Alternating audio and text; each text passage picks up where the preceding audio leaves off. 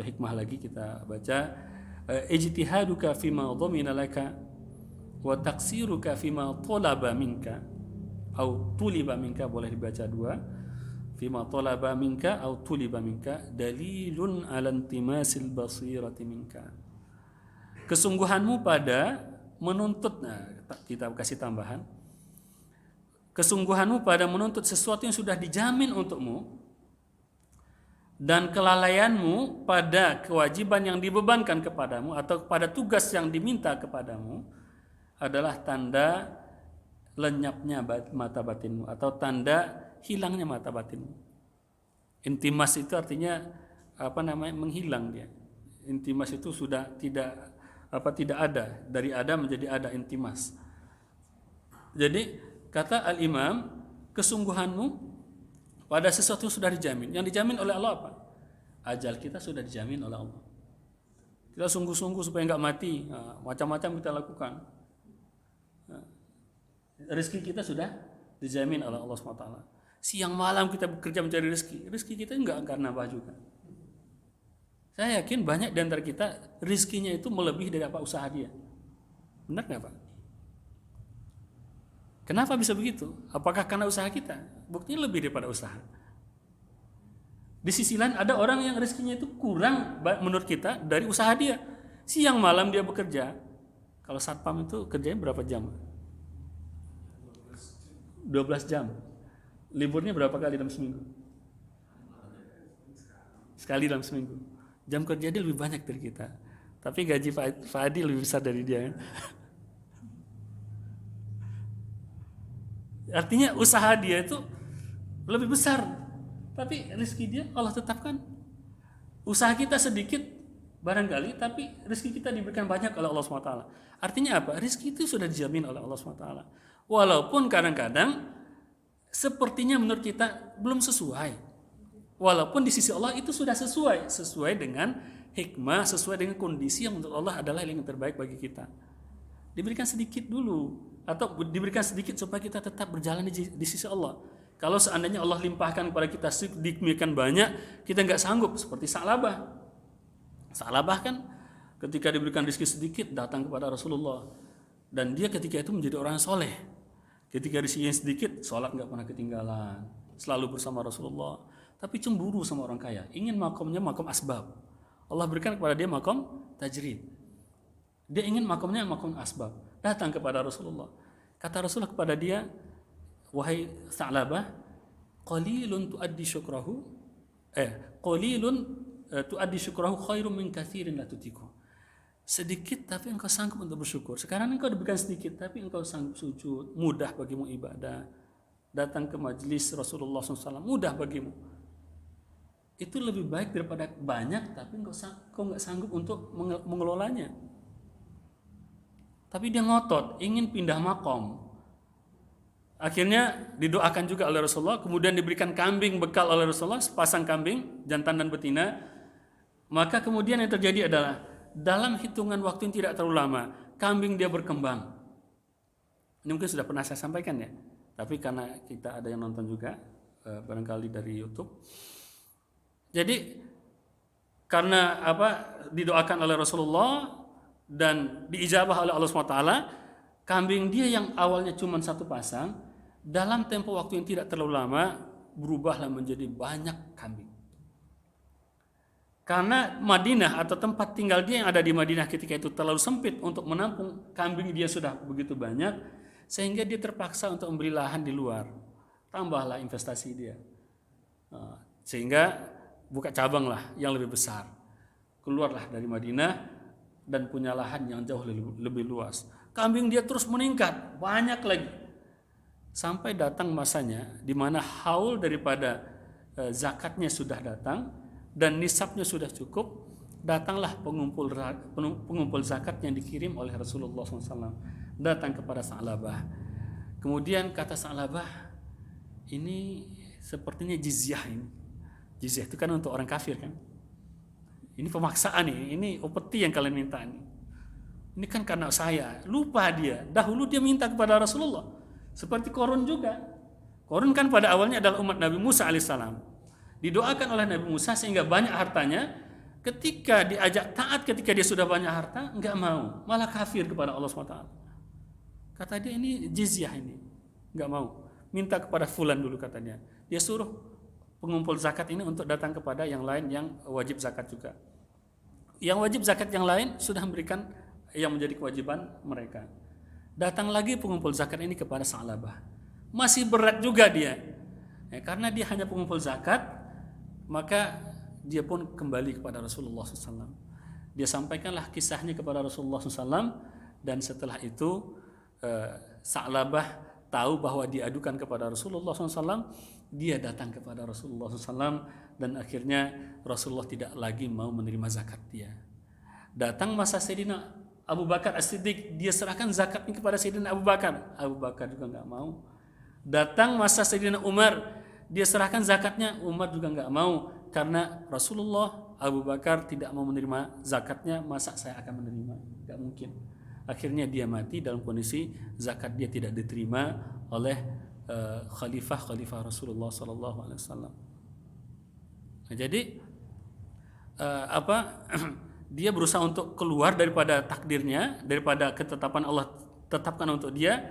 Akhirnya ketika dia keluar daripada makamnya, dia tidak sanggup untuk memikul tanggung jawab pada makam yang baru itu. Nah, maka di sini kita nggak perlu terlalu bersungguh-sungguh di dalam apa yang sudah ditetapkan oleh Allah untuk kita. Sudah dijamin oleh Allah. Rezeki kita itu sudah dijamin oleh Allah SWT. Jadi nggak usah pikiran kita terlalu dipusingkan dengan masalah rezeki. Kalau seandainya kita masih pusing dengan masalah urusan rezeki, itu artinya kita belum terlalu yakin kepada Allah SWT. Bukan rezekinya yang nggak akan datang, rezeki pasti datang. Masalah di sini adalah kita belum terlalu yakin kepada Allah.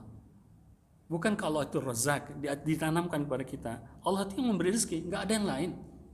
Rezeki bukan karena upaya kita, bukan karena usaha kita, tapi rezeki adalah jaminan dari Allah SWT. Nah, dan buktinya apa? Buktinya bahwa rezeki itu bukan karena usaha kita, bukan karena diri kita. Walaupun rezeki kita, misalkan kita punya gaji 20 juta sebulan, yang kita makan berapa? Yang kita makan, taruhlah misalkan seboros-borosnya 5 juta 5 juta sebulan. Yang kita pakai berapa? Taruhlah misalkan kita habiskan untuk sebulan itu 5 juta juga. Habis itu untuk kendaraan 2 juta. Berarti sisanya apa? Sisanya kelebihan. Rizki kita yang sudah dijamin oleh Allah, yang sudah kita makan, yang sudah kita yang sudah kita pakai, itulah rizki kita. Selebihnya apa? Bukan rizki kita. Dia akan menjadi rizki kita kalau seandainya kita sumbangkan di jalan Allah. Kalau tidak kita sumbangkan di jalan Allah, maka dia bisa jadi akan menjadi rizkinya orang lain. Mungkin menjadi rizki ahli waris kita. Mungkin menjadi rizki orang yang mungkin bukan ahli waris kita. Dirampok misalkan sama orang.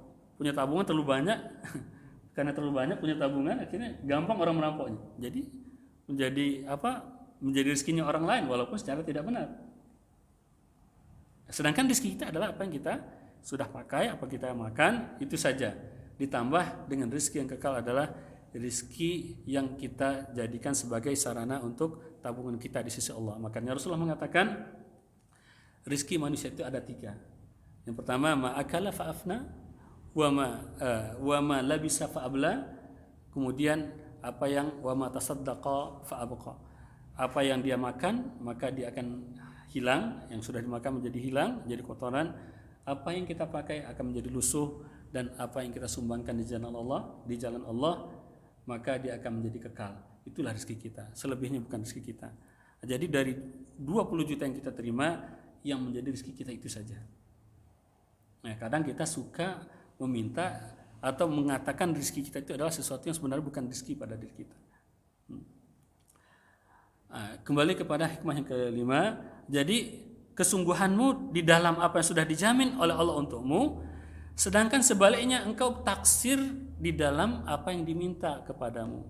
Allah minta kepada kita ibadah, Allah minta kepada kita taat, Allah minta kepada kita untuk bersyukur pada Allah SWT.